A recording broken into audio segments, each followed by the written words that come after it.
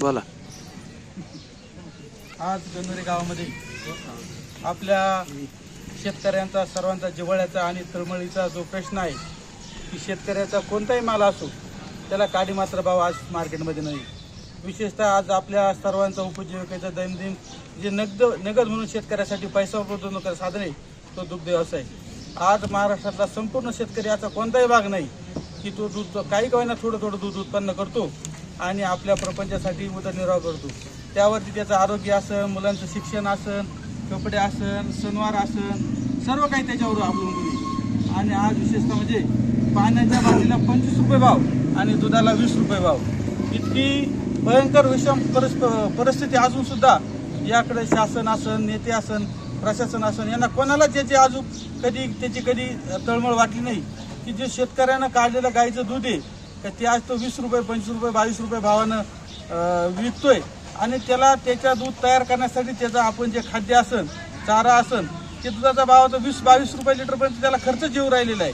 तर त्यानं जगायचं कसं, त्यानं त्याच्या इतर गरजा भागवायच्या कसा. आज शेतकऱ्याकडे बघण्याचा सर्वांचा दृष्टिकोन इतका डेंजर बनलेला आहे की शेतकरी म्हणलं की दळिंद्री, गरिबी, हाल, आकाशाचे कष्ट आणि शेतकऱ्याला जगाचा पोशिंदा राजा म्हणून बोललं जातं.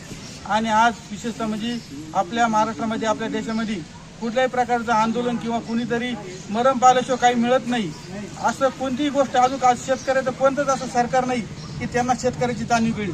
त्यांना कोणाला माहिती नाही. आज एकनाथ शिंदे मुख्यमंत्री असतील की ते स्वतः शेती करताना व्हिडिओ शेअर करतात, व्हायरल करतात, पुढं शेतात काम करताना, पण त्यांना हे माहीत नाही की शेतकऱ्याचं दूध कसं बनतंय आणि शेतकऱ्याच्या दुधाला किती भाव मिळतोय आणि त्याला परवडत नाही. हे जे सर्वच राज्यातील मोठे मंडळी शेतकरी म्हणून मानत आहेत त्यामध्ये सर्वच पक्षांचे सर्वच राजकीय नेते असतील. शेतकरी म्हणून फोटो व्हायरल करायचा, कुठेतरी बांधाव जायचा, कोणाच्या तरी हातात मूठ धरायची, पेरायचं आणि तो फोटो शेतकरी मीडियावर, सोशल मीडियावर करायचा. आजकाल कोण गाय दुधानं फोटो शेअर करतंय, कोण काय करतंय. अरे पण जे करतंय त्या शेतकऱ्याला काय मिळतं हे तुम्हाला समजत नाही का. आणि हे सर्व लोक जे मोठे मोठे संघ असतील, मोठे मोठे दूध प्रोसेसचे प्लांट असतील यांच्या तरी कुठेतरी धागेदोरे बांधलेले आहे. आज शेतकऱ्याला मिळणारा मोबदला या लोकांना माहिती नाही का. त्यासाठी आज आमच्या गावातील, आमच्या परिसरातील शुभम आमरे असतील, आमचे संदीप दराडे असतील, या तरुणांना अक्षरशः आमरण उपोषणासाठी बसण्याची वेळ आली.